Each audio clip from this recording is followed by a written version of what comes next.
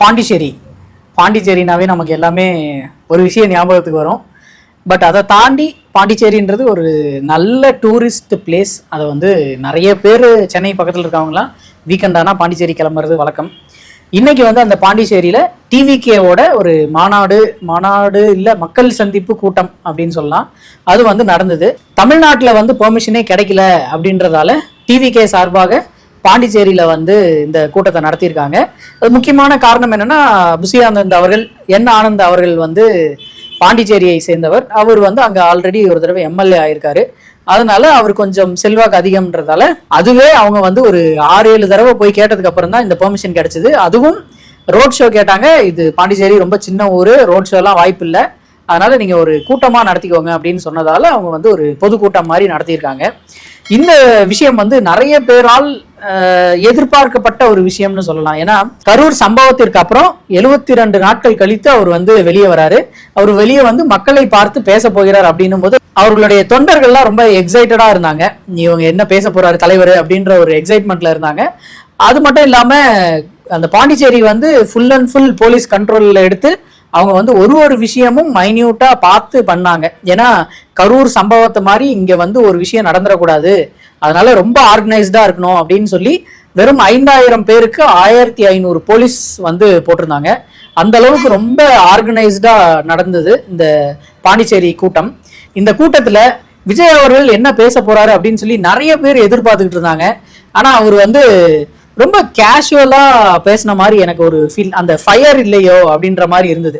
ஏன்னா 72 நாளைக்கு அப்புறம் ஒரு தலைவன் வந்து வெளியே வராரு. அவர் வந்து எந்தெந்த விஷயத்தை பத்தி பேச போறாரு அப்படின்னு சொல்லி மக்கள் எல்லாரும் ரொம்ப ஆவலா எதிர்பார்த்துக்கிட்டு இருந்தாங்க. ஆனா ஒரு பெரிய ஏமாற்றம் தான் சொல்லணும். ஏன்னா விஜய் சார் வந்து இதெல்லாம் பேசுவாரு அப்படின்னு நினைச்சுக்கிட்டு இருந்தவங்க வந்து அவர் வெறும் 11 நிமிடங்கள் 45 செகண்ட் அவ்வளவுதான், அதுக்கு மேல வந்து அவர் பேசல. அதோட ஸ்பீச்சை வந்து முடிச்சிட்டாரு. இதுல எப்பயும் போல ஒரே டெம்ப்ளேட் தான். ஃபர்ஸ்ட் வந்து ஒரு 5 நிமிஷம் டிஎம்கேவை தாக்கணும், அடுத்த ஒரு 5 நிமிஷம் வந்து அங்க என்ன பிரச்சனையோ அதை பத்தி பேசணும், அடுத்த ஒரு 2 நிமிஷம் வந்து அடுத்த வருஷம் நம்ம தான், 2026 நம்ம ஆட்சி தான், 100% நம்ம தான், சிஎம் நான் தான் அப்படின்னு சொல்லி தொடர்ந்து ஒரு 2 நிமிஷம் ஒரு ஹைப் கிளப்புற மாதிரி பேசிட்டு முடிச்சிருவாரு. வெற்றி நமதே அப்படின்னு சொல்லி முடிச்சிருவாரு. அந்த மாதிரிதான் இன்னைக்கும் நடந்தது. இதுல வந்து முக்கியமான ஒரு சில விஷயங்கள் என்னன்னா, பாண்டிச்சேரி வந்து ரொம்ப ஆர்கனைஸ்டா பண்ணியிருந்தாங்க, அதனால அந்த முதல்வருக்கு நன்றி அப்படின்னு சொல்லிலாம் சொல்லியிருந்தாரு. பாண்டிச்சேரி வந்து கரூர் சம்பவத்தை ஒரு எக்ஸாம்பிளா வச்சுக்கிட்டு அந்த மாதிரி இங்க நடந்துடக்கூடாது அப்படின்றதால இவ்வளோ ப்ரொடெக்ஷன் போட்டு அவங்க வந்து பண்ணியிருக்காங்க. இதுல விஜய் என்னென்ன பேசினாரு, அவரு வந்து 22 நாளைக்கு அப்புறம் வந்தாரு, இந்த விஷயங்களை தாண்டி ஒரு 2-3 வீடியோ வந்து ட்ரெண்ட் ஆகிட்டு இருந்தது. என்னன்னா, இப்போ ஒரு பாக்ஸுக்கு 500 பேர் அப்படின்ற பெர்சன்டேஜ்ல வச்சு 10 பாக்ஸ் போட்டிருந்தாங்க. அதுல வந்து 500 பேர் அப்படின்னு அப்படின்னா 5000 மெம்பர்ஸ் வந்து அதுல வர்ற மாதிரி இருந்தது. அதே மாதிரி கியூஆர் கோடு வந்து ஒரு கியூஆர் கோடு ஒருத்தர் தான் அலௌடு அப்படின்னு சொல்லி போலீஸ் ரொம்ப ஸ்ட்ரிக்டா சொல்லிட்டாங்க. ஆனா டிவிகே தொண்டர்கள் பத்தி உங்களுக்கே தெரியும்ல, அவங்க 1னா 2 3 அப்படிம்பாங்க. அந்த மாதிரி ஒரு கியூஆர் கோடுக்கு 2 பேர் அலௌடு அப்படின்னு சொல்லி கியூஆர் கோடு கொடுத்த எல்லார்ட்டையுமே சொல்லியிருக்காங்க. 5000 பேர்னு இருந்தது, 10000 பேர் வந்திருக்காங்க. ஆனா போலீஸ் வந்து ரொம்ப ஸ்ட்ரிக்டா சொல்லிட்டாங்க, ஒரு கியூஆர் கோடுக்கு ஒருத்தர் தான் அலௌடு, அதுக்கு மேல அலோவ் பண்ண மாட்டோம் அப்படின்னு சொல்லிட்டாங்க. அது மட்டும் இல்லாம ரொம்ப வயசானவங்க, குழந்தைங்க, அவங்க யாரையுமே அலோவ் பண்ண மாட்டோம் அப்படின்னு சொல்லி ரொம்பவே ஸ்ட்ரிக்டா இருந்துட்டாங்க. இதனால அந்த மீட்டிங் வந்து ரொம்ப ஆர்கனைஸ்டா போச்சு. ஆனால் என்னன்னா, விஜய் அவர்கள் வந்து வர்றதுக்கும் ஒரு 1/4 மணி நேரத்துக்கு முன்னாடி என்ன ஆச்சு அப்படின்னா, இப்போ பாக்ஸா இருக்கிறாங்கல்ல 500 பேர் அப்படின்னு சொல்லி பார்க்கும்போது, நம்ம ஏரியல் வியூவா பார்க்கும்போது ரொம்ப ஆட்கள் குறைவா இருக்கிற மாதிரி ஒரு ஃபீல். நம்ம மேல நின்று பார்த்தோம்னா கண்டிப்பா கம்மியா இருக்கிற மாதிரி தான் தெரியும். அதற்காக புசி ஆனந்த் என்ன பண்ணிட்டாரு, ஒரு கேட்டுக்கு பக்கத்துல போயிட்டு மைக்க பிடிச்சி எல்லாரையும் உள்ள அனுப்புங்க அப்படின்னு சொல்லிட்டு இருந்தாரு. அப்ப வந்து வந்த ஒரு போலீஸ் அம்மா வந்து செஞ்ச சம்பவம் தான் எல்லாரையுமே ரொம்ப ஆச்சரியப்பட வச்சுது. என்னன்னா, புசி ஆனந்த் அவர்கள்ட்ட இருந்தே மைக்க பிடிங்கிட்டு அவங்க வந்து அந்த ஆக்ரோஷமா பேசின அந்த விஷயங்கள் வந்து பார்க்கும்போது நமக்கே என்னையா அது இப்படி பண்ணிக்கிட்டு இருக்கீங்க அப்படின்ற மாதிரி தான் ஃபீல் ஆச்சு. ஏன்னா அவங்க வந்து 5000 பேர் அப்படின்னு சொல்லி லிமிட் பண்ணிட்டாங்க.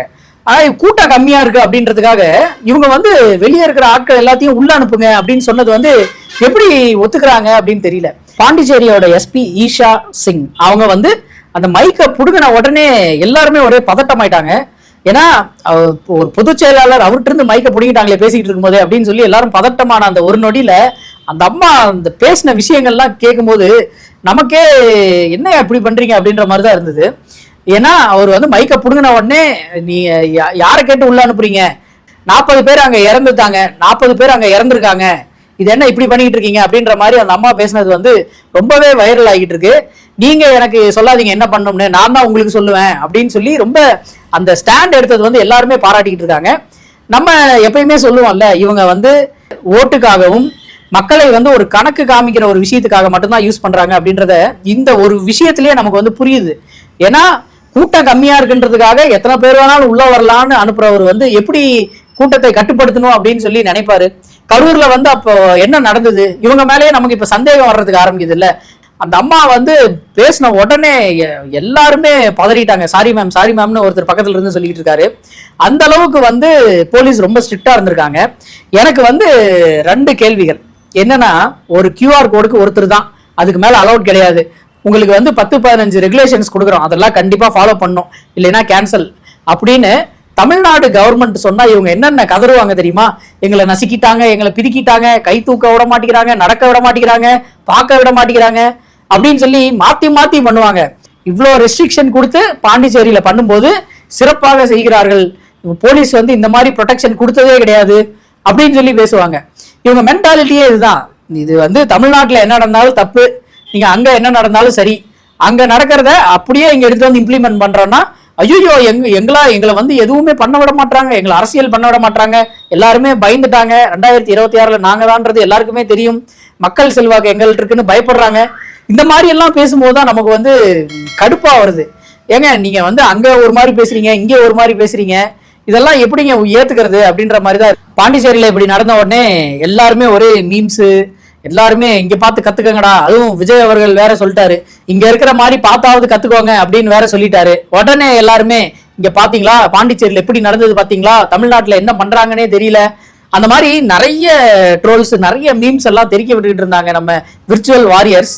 எனக்கு வந்து ஒரே ஒரு கேள்விதான், கரூர் சம்பவத்துல 40 பேர் இறந்ததுக்கு அப்புறம் தான் உங்களுக்கு வந்து இந்த அளவுக்கு ப்ரொடெக்ஷன் பண்றாங்க. அவ்வளோ ப்ரொடெக்ஷன் பண்ணியே நீங்க வந்து கூட்டம் கம்மியா இருக்குன்னு எல்லாரையும் உள்ளவான்றீங்க. கரூர்ல வந்து உங்களுக்கு எந்த ரெஸ்ட்ரிக்ஷனுமே இல்லாம இருந்தது. அப்ப நீங்க எந்த அளவுக்கு பண்ணிருப்பீங்க?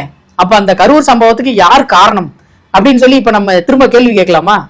இது எப்படி இருக்கு நீங்களே சொல்லுங்க.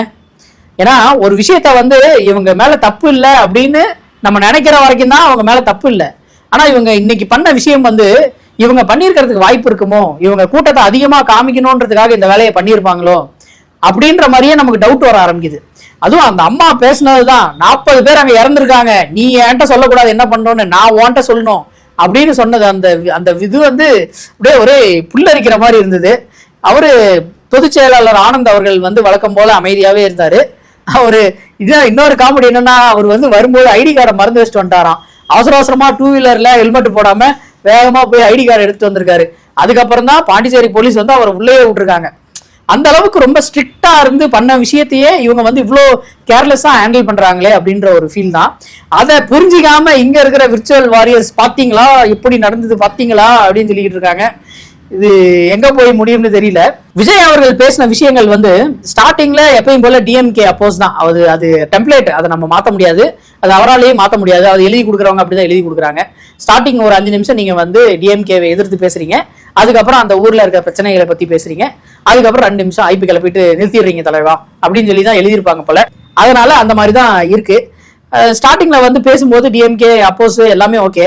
இங்க பாண்டிச்சேரி ரிலேட்டடா வரும்போது பாண்டிச்சேரியில் ரங்கசாமி அவர்களோடு இணைந்து பிஜேபியும் அங்க வந்து ஆட்சியில இருக்காங்க. பிஜேபி இங்க ஆட்சியில இருந்தும் பாண்டிச்சேரிக்கு நல்லது நடக்கல அப்படின்னு சொல்லி எங்கேயுமே பேசல. எப்ப பார்த்தாலும் அந்த பிஜேபின்ற வார்த்தையை மட்டும் அவரு யூஸ் பண்றது கிடையாது. அது ஏன்னே தெரியல, அது என்ன மாயமோ என்ன மந்திரமோ தெரியல. பிஜேபின்ற வார்த்தை வந்து அவரு வாயில வந்து வரமாட்டேங்குது. பாண்டிச்சேரியில இருக்க பிரச்சனைகளை பத்தி நிறைய பேசியிருந்தாரு. அதுல ரேஷன் கடை இல்லாதது வந்து நமக்கே அது வந்து புதுசா இருந்தது. ரேஷன் கடை பாண்டிச்சேரியில் இல்லையா அப்படின்ற மாதிரி தான் நிறைய பேர் கேட்டுக்கிட்டு இருந்தாங்க. பாண்டிச்சேரியில ரேஷன் கடை கிடையாது, அதை வந்து கொண்டு வரணும் அப்படின்னு சொன்ன விஷயம் வந்து வரவேற்கத்தக்க ஒரு விஷயமா தான் இருந்தது.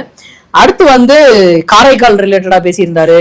அப்புறம் கவர்மெண்ட் வந்து ஃபண்ட்ஸ் தரமாட்டாங்க, இது வந்து ஒரு குத்துமதிப்பா ஒரு ஃபண்டை வந்து கொடுக்குறாங்க அப்படின்னு சொன்னதும் வரவேற்கத்தக்க விஷயமா தான் இருந்தது.